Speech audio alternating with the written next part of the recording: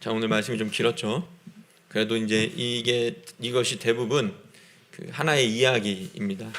성경에는 참 수많은 이야기들이 기록되어 있어요. 사람들이 실제적으로 겪은 이야기들도 있고, 지금처럼 이렇게 예수님께서 하나님 나라는 이런 곳이야, 천국은 이런 곳이야, 비유로서 우리에게 알려주시고 말씀해 주시기 위한 그런 이야기들도 굉장히 많이 등장합니다. 특별히 지금 여러분 우리가 사순절 절기를 보내고 있는데, 이 절기를 보내면서 우리가 그동안 이 세상에서 아주 즐길 만한 것들이 얼마나 많이 있어요, 그죠? 즐기던 것들의 절제와 또 경건의 훈련, 회개할 것을 강력하게 촉구하는 설교를 쭉 계속 해왔잖아요, 그죠? 3주 동안. 지금 이 네 번째 주일, 그래서 이것이 이어지게 되어 있습니다. 사순절 기간에 목사님이 이것을 잘 조절해서 먼저는 우리가 생활에 즐기던 절제들, 그리고 경건의 훈련, 그리고 지난주에는 강력한 회개를 촉구하면서 그러면 회개하고 돌아온 이들을 또 하나님께서는 어떻게 받아들이시는지 그 은혜의 말씀을 오늘 이 돌아온 탕자의 이야기로 한번 은혜를 나누도록 하겠습니다.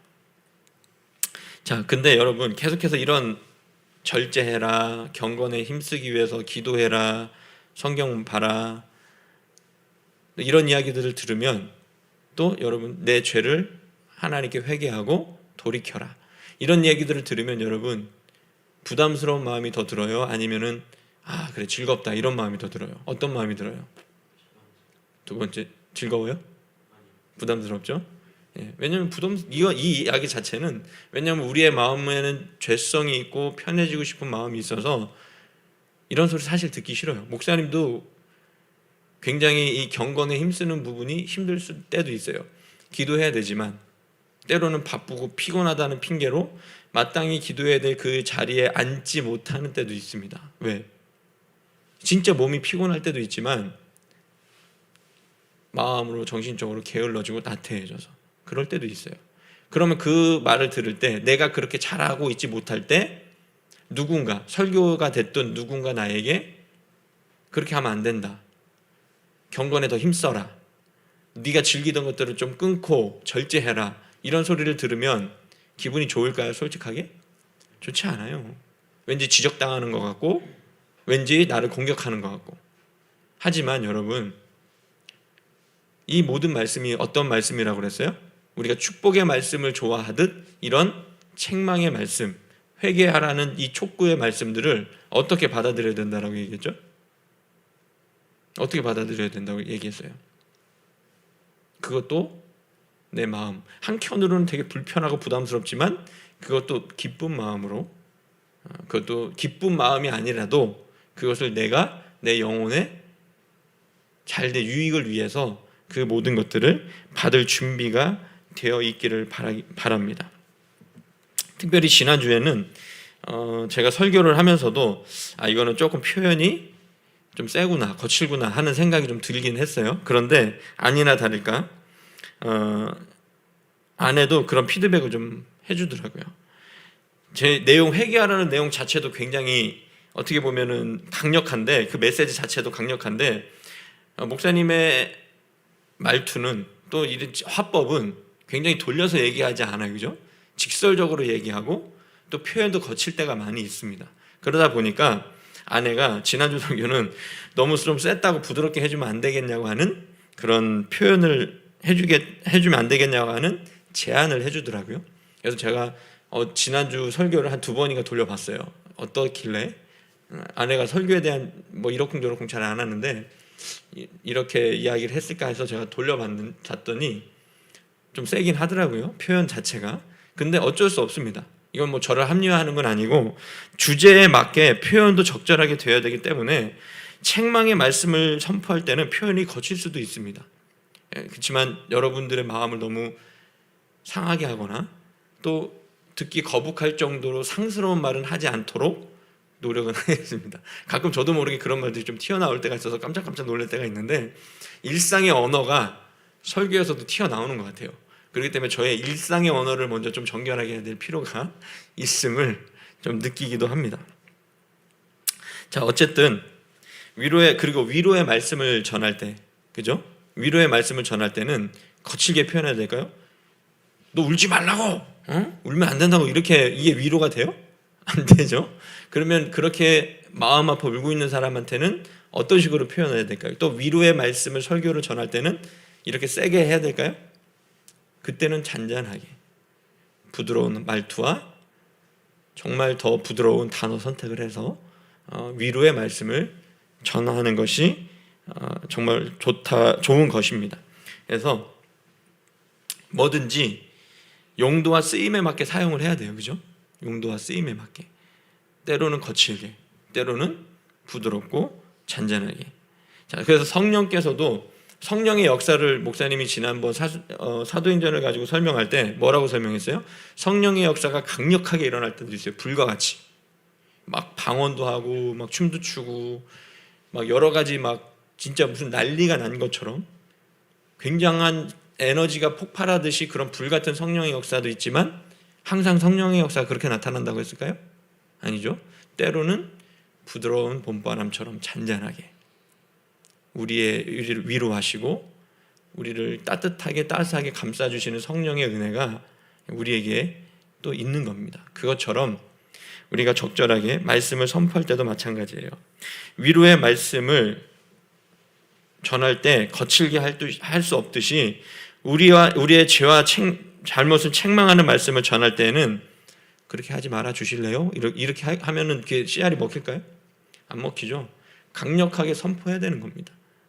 회개를 촉구해야 되고, 그렇게 하지 않으면 망한다라고 하는 성경의 정확한 메시지를 증거해야 돼요. 그렇기 때문에 여러분, 우리가 하나님의 말씀을 들을 때는 그 표현보다는 그 안에 담긴 메시지와 맥락을 보면서 하나님의 말씀을 말 그대로 하나님의 말씀, 사람의 말로 받지 마시고 하나님의 말씀으로 받아들일 수 있는 성숙한 저와 여러분이 될 수 있기를 바랍니다. 그래서 오늘은 회개하고 돌이킨 아들을 영접하는 그 아버지의 은혜로운 모습이 등장합니다. 자, 오늘 말씀 일명 뭐라고요? 돌아온 탕자라는 제목으로 이 이야기로 잘 알려진 말씀이죠. 먼저 예수님이 이 잃어버린 아들을 되찾는 아버지의 비유를 하게 된 배경이 있습니다. 그 이유가 있어요. 왜 이 이야기를 하셨는지. 어느 날 누가 예수님을 막 찾아왔어요. 오늘 1절부터 3절의 말씀에 보면 예수님 앞으로 찾아온 사람들이 있었습니다. 누가 찾아왔어요? 그죠? 세리와 죄인들. 이 사람들은 이때 당시에 사람들에게 손가락질을 받고 죄인, 말 그대로 죄인 취급당하던 그런 사람들이었습니다. 그런데 여기에서 그것을 보고 누가 수군거려요? 에? 사람들이? 그러니까 그 수군거리는 사람들이 어떤 부류의 사람들이에요? 바리새인과 서기관들이 수군거려 이르되 이 사람이 죄인을 영접하고 음식을 같이 먹는다. 자, 바리새인과 서기관들은 이때 당시에 이 종교 지도자들은 예수님을 그렇게 싫어하면서도 예수님 곁에 그렇게 악착같이 붙어 있는 걸 볼 수 있어요. 그죠? 어딜 가든지 있잖아요. 세리와 죄인들이 나오기 전에 그러면 누가 예수님하고 먼저 같이 있었던 거예요? 바리새인들과 서기관들이 같이 있었어요. 그러니까 그런 와중에 세리들과 죄인들이 가까이 오고 예수님이 그들을 영접하고 같이 음식을 먹고 교제를 나누니까 그걸 보고 수군거리는 겁니다. 수군덕거리는 거예요. 이 사람들이 어떻게 죄인을 영접하고 음식을 같이 먹지? 그건 예수님도 비난한 것입니다. 왜? 우리는 저렇게 죄인들하고 상종을 안 해. 저런 질 나쁜 인간들, 저런 죄인들, 매국노들하고는, 저렇게 율법도 아직 지키지 않고 지멋대로 사는 애들하고는 우리는 상종하지 않아. 우리는 엘리트야. 이런 재수없는 인간들이 바로 바리새인과 서기관들이었죠. 그래서 그들은 자기들이 이렇게 생각했어요. 죄도 짓지 않고 오히려 율법도 잘 지키고 세상에서의 어느 정도 위치도 있는 괜찮은 사람들이라고 스스로 그렇게 자평하고 생각했기 때문에 다른 사람들을 볼 때 이런 잘못된 우월의식과 정죄하는 습관을 가지고 있었어요. 사람이 자기가 잘난 것까지는 좋아요. 그러면 그 잘난 것을, 똑똑한 것을 다른 사람이 저 사람 참 훌륭하구나 이렇게 표현해주면 그건 진짜 괜찮은 거지만, 자기 스스로, 자기의 나르시시즘이라고 들어봤어요? 자기 스스로에게 반하는, 계속 거울 보고 막 자기가 빠져 죽는지도 모르고 자기의 막 자기 애, 잘못된 삐뚤어진 자기 애에 빠져가지고 자기만 우월하다는 듯이. 그런 사람들의 특징이 뭐냐면 자기보다 못하다고 생각하는 사람들을 어떻게 할 것 같아요? 정죄하는 습관을, 깔보고 정죄하는 습관을 가지고 있어요. 저거 봐줘. 네가 그따구로 행동하니까 너 그렇게 가난하고 못 사는 거야. 네가 배우지를 못했으니까 그렇게 찌질하게 사는 거야. 이런 잘못된 우월의식을 갖고 살아가는. 왜? 쥐들은 금수저 물고 태어났으니까 잘 사는 건 당연한 거거든. 출발점 자체가 달라요. 그죠? 출발점 자체가. 그런데도 자기들이 잘났다고 생각을 해서 그렇게 사회적인 약자들과 죄인들을 볼 때에 그런 모습으로 정죄하는 모습. 그런데 예수님께서 그 사람들에 대해서 제일 싫어했던 이유가 바로 이겁니다. 이런 위선적인 것, 자기 자신만 하는 것, 다른 사람을 함부로 판단하고 정죄하는 것. 예수님이 늘 바리새인들과 종교 지도자들을 굉장히 예수님께서도 공격을 하시잖아요. 이런 이유 때문에 있는 겁니다. 자, 이런 사람들은 지난주에도 말씀드렸듯이 이런 부류의 인간들이 제일 위험하고 불쌍한 사람들이에요. 왜 그럴까요? 지난주에 목사님 뭐라고 얘기했기 때문에 이런 바리새인과 서기관들이 불쌍하다고 얘기한 거예요? 왜? 이 사람들이 회개할까요? 자기들은 잘났다고 생각하기 때문에 다른 사람을 하찮게 여기지만 정작 자신은 회개하지 않고 결국에는 어떻게 하는 거예요? 버림받고 망하는 인생들입니다. 내가 그렇게 잘났다고 생각하고 나는 잘하고 있어. 나는 종교 지도자야. 나는 세상에서 어느 정도 위치도 있고 돈도 있고 내가 편안하게 잘 먹고 잘 사는데 내가 왜 회개를 해야 돼? 이런 사람들은 결국에는 제일 불쌍한 사람으로 버림받게 된다는 것을 아셔야 됩니다. 주님은 이렇게 자신들의 특권의식과 우월주의에 빠져있는 종교 지도자들에게 한 가지 이야기를 들려주시는데 바로 11절부터 32절에 나오는 돌아온 탕자의 이야기입니다. 자, 여기 이 이야기 한번 여러분들 잘 집중해서 들어보세요. 어떤 사람한테 어떤 아버지에게 두 아들이 있었습니다. 그런데 그 둘째가 어느 날 아버지에게 이렇게 말을 해요. 아버지 재산 중에서 어차피 아버지 죽으시면 돌아가시면 나한테 그거 줘야 될 몫이 있지 않습니까? 나에게 돌아올 재산을 내게 지금 주십시오. 이렇게 얘기한 거예요. 근데 여러분 이것을 살아계신 아버지한테 어차피 아버지 죽으면 그 재산 내 거니까 반은 내 거니까 그거 먼저 나한테 달라고 하면 이게 굉장히 어떤 것 같아요? 여러분이 듣기에도 어떤 것 같아요? 버릇이 없는 정도가 아니죠. 이건 도덕적으로 매장당할 일입니다. 이때 당시 고대에도 그렇고 지금도 그렇게는 잘 안 해요. 그죠? 물론 살아생전에 돈 많은 부모가 자기가 죽었을 때 자식들이 싸우는 것이 걱정돼서 자기가 살아생전에 아예 그냥 재산을 공평하게 분배하는 이건 몰라도 아버지가 버젓이 살아계신데 둘째 아들이 이런 요구를 한 거죠. 자, 근데 이런 둘째 아들의 요구를 보면 그 아들은 아버지를 사랑한 게 아니고 뭐를 사랑한 거예요? 아버지의 재산을 사랑한 거죠. 돈을. 아버지는 안중에도 없어요. 아버지가 내가 이런 요구를 했을 때 아버지의 마음이 어떨까? 아버지의 기분이 어떨까? 이거는 안중에도 없고 오로지 그 아들은 뭐만 보인 거예요? 아버지를 봤다면 그렇게 요구할 수 있을까요? 그럴 수 없죠. 근데 뭐만 보인 거예요? 이 아들들은. 내가 이 돈을 얻을 수만 있으면, 이 재산을 얻을 수만 있으면 아버지가 상처를 받든 말든 아버지의 마음이 상하든 말든 아무 상관이 없는 거예요. 그래서 이것만 있으면 된다라고 생각하는 물질적인 가치관을 절대시하는 모습을 보여줍니다. 그래서 아버지하고 관련된 다른 것에는 아무것도 관심이 없고 오로지 아버지로부터 받을 재산에만 집중하고 있는 것을 이 아들을 통해서 우리에게 보여주고 있는 것이죠. 자, 그의 아버지도 이것을 알았고 기분이 굉장히 나빴을 텐데 자, 그 아버지는 어떻게 행동을 했을까요? 그러면 너 이놈의 새끼 막 아빠가 살아있는데 무슨 소리야? 써 안 꺼져 이렇게 막 아버지가 화를 내고 그 아들을 책망했을까요? 오늘 참 특이하게 근데 이 아버지는 마음이 너무 좋으신 것 같아요. 자, 보세요. 돌아온 탕자 이야기의 아버지는 누구를 뜻하냐면 하나님을 표현합니다. 이렇듯 하나님은 우리에 대해서 오래 참으시고 아무리 우리가 버릇없이 울고 죄를 지어도 어떻게 한다는 거예요? 받아들이시고 그것을 긍휼히 여겨주시는 거죠. 그러니까 그 아들에게 별말 없이 그 아들의 요구대로 그 재산을 나누어 줍니다. 진짜 아들에게 줬어요. 그 재산을. 그러니까 그 아들은 어떻게 해요? 그 재산을 다 이제 다 갖고 갈 수 없으니까 다 어떻게 했을 것 같아요? 팔아서 정리를 하죠. 그래서 자기가 가져갈 수 있는 걸 돈으로 만들어서 먼 나라로 가서 거기서 어떻게 하기 시작했을까요? 오늘 여기 사업했어요? 사업해서 사업을 키웠으면 그나마 괜찮을 텐데 갑자기 그렇게 풍족하고 부유하게 살던 아들이 아버지의 그 큰 재산을 받으니까 이걸 어떻게 할 줄을 모르는, 감당이 안 되는 거예요. 그러니까 그걸 어떻게 썼어요? 여기 성경의 표현대로는 간단하게 나와 있습니다. 허랑방탕하여 재산을 낭비하기 시작했다. 그러니까 뒤에 형도 그 아들이 했던 둘째 아들이 동생이 했던 행동을 알았을 거예요. 그러니까 돌아왔을 때 형이 싫어했다고 했잖아요, 그죠? 그러면서 형이 뭐라고 표현을 해요? 아버지의 재산을 창녀들과 함께 먹어버린 이 아들이 돌아오니까 왜 받아주십니까? 이렇게 막 원망하잖아요. 그러니까 그 아들은, 둘째 아들은 그 돈을 가지고 자기의 성적인 쾌락과 온갖 사람들과 만나는 그 허랑방탕한 그 일들에 재산을 쓰기 시작합니다. 낭비하기 시작을 해요. 그런데 아무리 재산이 많아도 그렇게 낭비하고 사치하면 결국에는 어떻게 될까요? 그게 바닥나죠. 아무리 돈이 많아도 그렇게 낭비하고 사치하는데 그 돈이 그대로 있을 수는 없어요. 왜?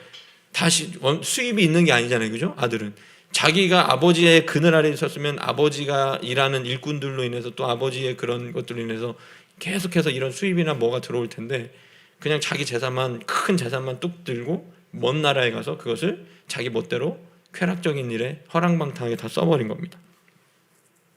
그런데 문제가 생겼어요. 그 사람의 돈이 있을 때는 그 사람 주변으로 어떤 사람들이 꼬일 것 같아요? 어떤 사람들이 모일 것 같아요? 이 둘째 아들에게 돈이 많아. 그 사람 주변에 모이는 사람들은 어떤 사람들일 것 같아요? 똑같은 부류겠죠. 그 돈 보고 모이는 사람들이에요. 이 둘째 아들이 어떤 인격적으로 훌륭하고 그와 친해지고 싶어서가 아니라 그의 어떤 인간적인 매력에 매료돼서가 아니라 그 주변에 들러붙은 있는 사람들은 뭐 때문에 들러붙은 거예요? 그가 돈도 잘 쓰고 그 옆에 있으면 자기도 그 쾌락적인 걸 즐길 수 있으니까 그렇게 이 사람 옆에 붙어 있었던 겁니다. 그러다가 그가 망하니까 어떻게 됐어요? 아무도 남지 않은 거죠. 그 땅에, 그 나라에 큰 흉년이 들었을 때 그가 가지고 있던 재산도 없으니까 어떻게 됐어요? 그가 의지할 곳이 없어서 그 나라 백성 중에 한 사람에서 붙어서 살기 시작합니다. 이제 그렇게 많은 재산을 다 날리고, 그러면서 그가 하는 일이 뭐였어요? 돼지를 키우기 시작하잖아요. 근데 워낙에 큰 흉년이 들어서 돼지가 먹는 그 쥐염 열매, 목사님들 쥐염 열매가 뭔지는 잘 모르겠어요. 근데 돼지가 먹는 열매가 있대요. 그러니까 사람은 안 먹는 그런 질 나쁜 과일이겠죠, 그죠?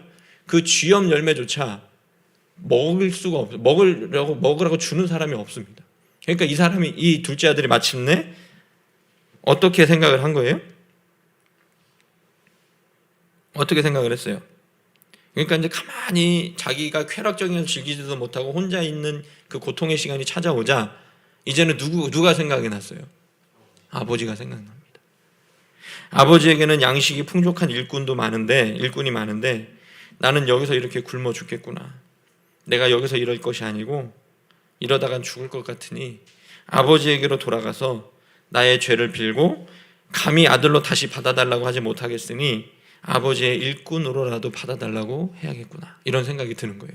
그러면서 그렇게 마음을 먹고 아버지에게로 돌아가는데 아직 아버지 집에 도착하려면 멀었어요.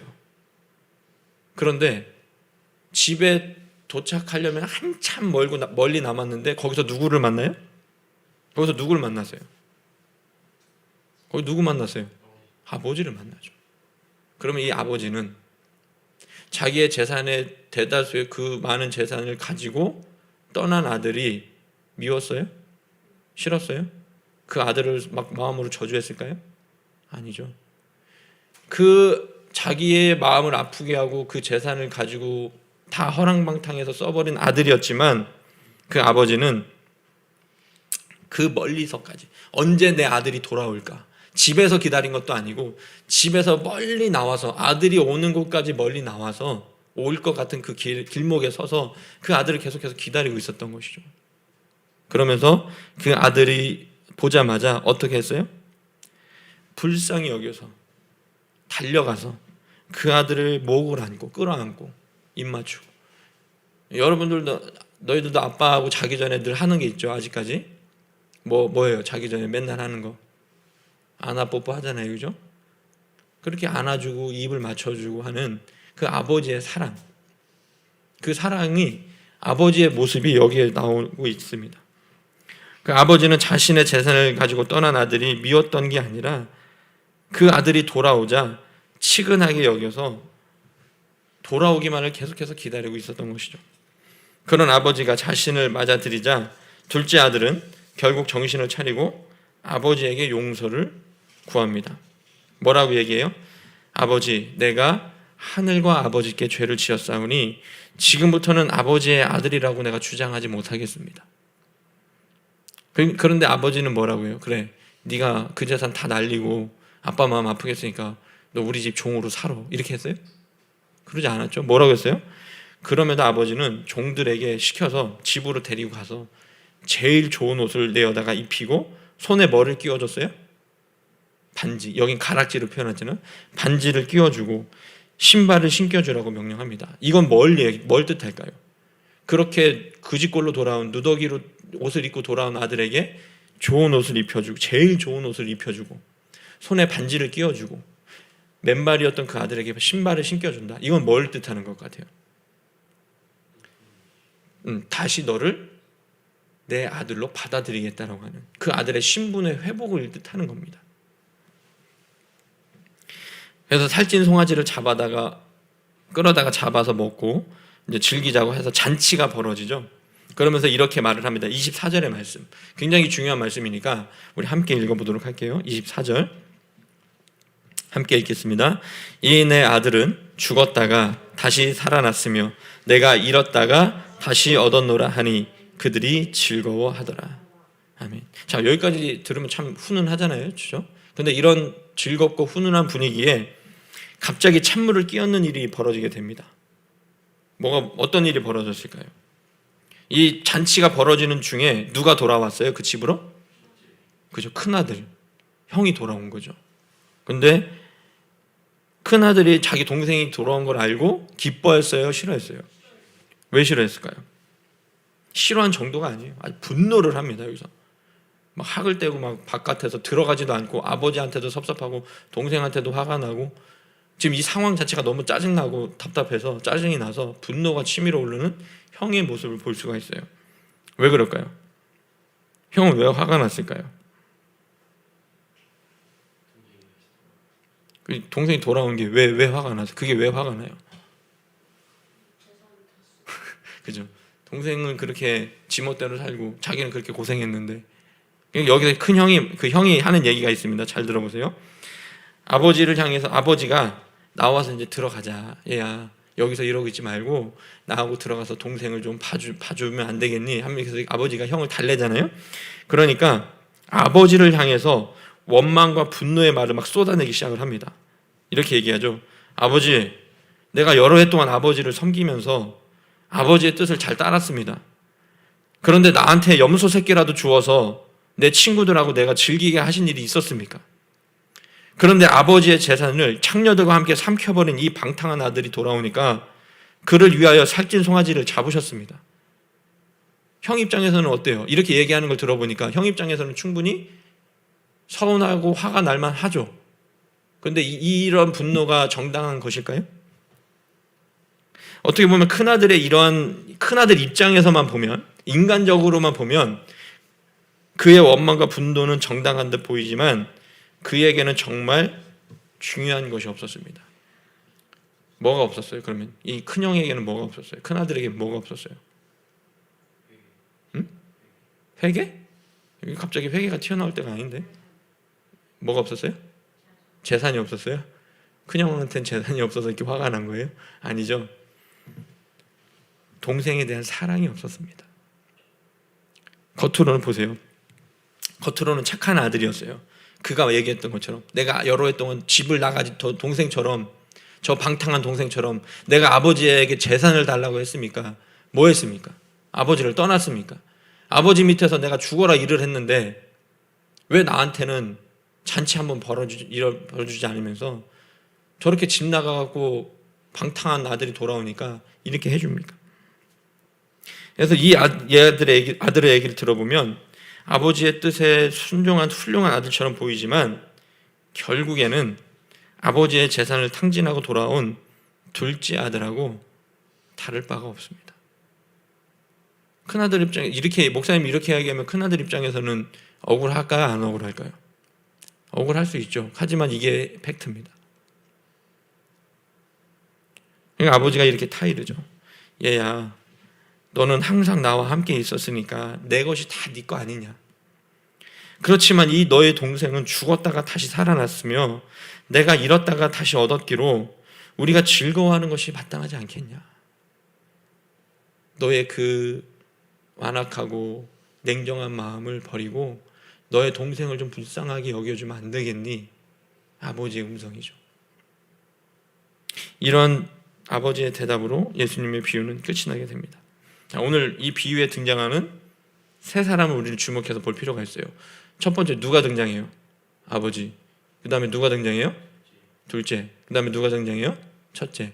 물론 다른 종들도 있고 막 여러 엑스트라들이 많지만 오늘 우리가 주목해야 될 세 사람이 나오죠. 아버지와 두 아들. 그러면 아버지는 여기서 누구를 의미할까요? 하나님을 의미합니다. 하나님을 의미해요. 그러면 그분은 아버지의 재산을 탐내고 그것을 가지고 멀리 떠난 아들도 사랑하시고 용서하시는 분이시고 또 자신의 옆에 가까이 있었으나 자신의 마음을 몰라주고 동생에 대한 사랑이 없었던 큰 아들도 버리지 않는 자비로운 하나님의 모습을 우리에게 보여주고 있습니다. 자, 아버지 입장에서는 얼마나 속이 터질까요? 둘째는 그렇게 버르쟁이가 없어서 아버지의 돈만 탐내고 큰아들은 착한 것처럼 보이지만 정말 그 속에 나쁜 마음이 있어서 사랑과 긍휼이 없고 이런 두 아들을 가진 아버지의 마음은 어떨 것 같아요? 썩어 문드러지겠죠. 그럼에도 불구하고 이 아버지는 그 아들들을 어떻게 해요? 사랑합니다. 그리고 돌아왔을 때 용서하고 받아주십니다. 그럼 둘째 아들은 누구를 의미할까요? 근데 우리인데 어떤 사람들? 하나님의 보호하심과 다스리심을 거부하고 자기 멋대로 살아가는 사람들을 이야기합니다. 쉽게 말해서 교회 바깥에 있는 사람들, 하나님을 떠난 사람들. 하나님 싫어 그러면서 세상의 쾌락과 유익과 세상에서 즐기는 것들이 좋아서 하나님의 보호하심을 떠나 자기 멋대로 살고 있는 사람들. 그들의 관심은 아버지께 있지 않아요. 아버지가 가진 재산에만 관심이 있고 그것만 있으면 얼마든지 천륜도 저버릴 만한 파렴치한 인간들입니다. 이런 사람들을 해석할 때 우리는 보통 교회 밖에 있는 사람들이라고 생각을 하죠. 그죠? 그렇지만 교회 밖에만 이런 사람들이 있을까요? 교회 안에도 있습니다. 하나님의 것을, 하나님께 관심이 없고 하나님이 주실 축복에만 관심이 있는 사람들. 교회 안에서 종교 생활을 하지만 하나님께 관심이 없고 하나님이 주시는 것에만 관심 있는 사람들이 바로 이런 부류의 사람들이죠. 그러면 큰아들은 누구를 의미할까요? 바리새인들? 그죠? 비슷합니다. 교회 안에 있는 사람들. 아버지를 떠났어요? 안 떠났어요? 큰아들은 안 떠났죠. 여전히 그 안에 있죠. 신앙 공동체 안에 있었어요. 그 아버지의 다스리심 속에 있었습니다. 이들도 교회 안에 자리 잡고 있는 대부분의 성도의 모습이죠. 그들은 하나님을 떠나지 않고 교회를 떠나지 않았지만 하나님의 마음을 헤아려 알고 그분의 뜻에 순종하기보다 그들도 마찬가지로 뭐에만 관심이 있었어요? 뭐에만 관심이 있었어요? 하나님이 주신 축복에만, 아버지의 재산에만 관심이 있었던 것이죠. 둘째 아들은 좀 더 능동적이라서 아버지의 재산을 달라고 해서 떠나버렸고 큰아들은 좀 수동적이어서 여전히 아버지의 재산에 관심이 있지만 아버지 돌아가실 때까지 거기에 붙어 있으려고 하는, 그죠? 어차피 자기 거니까. 자, 그래서 둘째 아들이 돌아왔을 때 왜 분노했는지 아세요? 여기에 그 포인트가 있습니다. 지 거 가지고 다 나갔는데 다시 돌아왔어요. 다시 아들의 위치가 회복이 됐어요. 그러면 그 아버지의 재산을 또 어떻게 해야 돼요? 또 나눠야 되잖아요. 그러니까 이게 좋아요, 싫어요? 큰아들 입장에서는 싫죠. 지 거 갖다 다 썼는데 아버지가 동생의 위치를 회복시켜주네?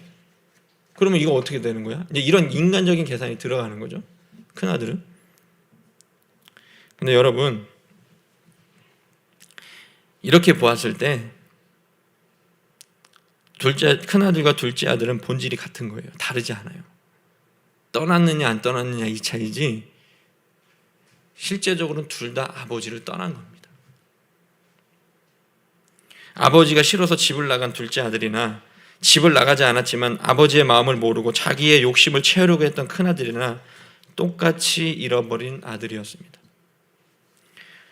여러분, 그런데 하나님은 잃어버린 영혼을 찾고 싶어 하십니다. 우리 스스로가 하나님을 떠나 멸망의 길을 가는 사람이나 여전히 교회에 붙어 있으나 하나님과 상관없이 멸망의 길을 걷고 있는 사람들을 긍휼히 여겨주시고 아버지의 마음을 알아주고 돌아오기를 지금도 기다리고 계십니다.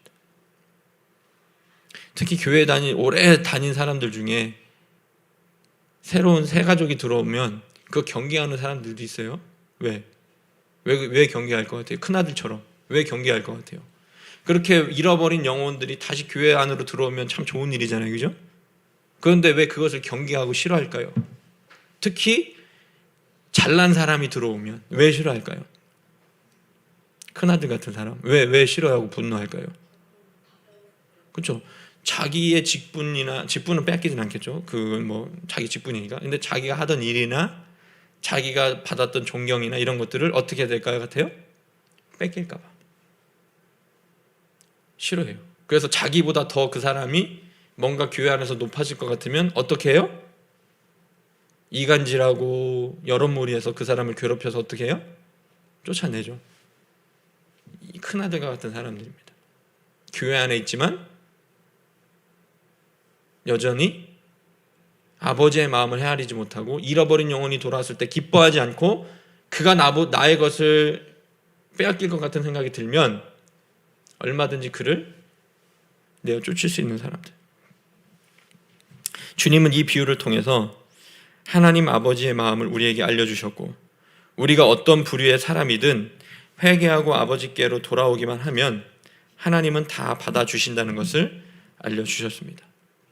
자, 여러분, 내가 이전에는 어떤 사람이었는지 중요하지 않아요. 여러분은 둘째 아들 같아요? 큰아들 같아요? 교회 안에 있으니까 큰아들이에요?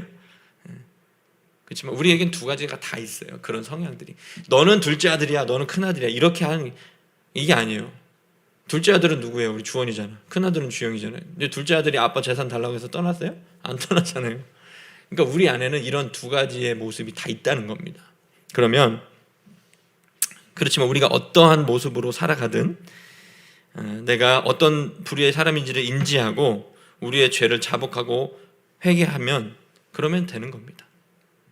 그리고 마음으로 하나님께 돌이켜 그분의 다스리심과 보호하심을 받으시고 회복된 하나님의 자녀로서 그에 걸맞는 생각과 행동을 할 수 있기를 바랍니다. 하지만 여전히 우리는 내 마음대로 해야 직성이 풀리고 그곳에 행복이 있는 줄로 압니다. 하나님의 통치를 거부하려고 해요. 하나님의 다스리심을 보호하심을 거부하고 여전히 내 멋대로 해야만 그곳에 행복이 있는 줄 알아요. 하지만 진정한 행복은 우리가 하나님 안에 있을 때 있다는 것을 기억하십시오. 고삐 뿌린 망아지 마냥 이리저리 망둥어처럼 뛰어다닌다고 그것이 행복이 아닙니다. 하나님 안에 있을 때 내 욕망이 이루어지는 것이 아닌 하나님의 뜻이 이루어질 때 진정한 행복이 있다는 것을 아시고 지금이라도 나는 누구인가 정확히 보시고 하나님 아버지께로 돌이킬 수 있는 우리 모두가 될 수 있기를 간절히 소망합니다.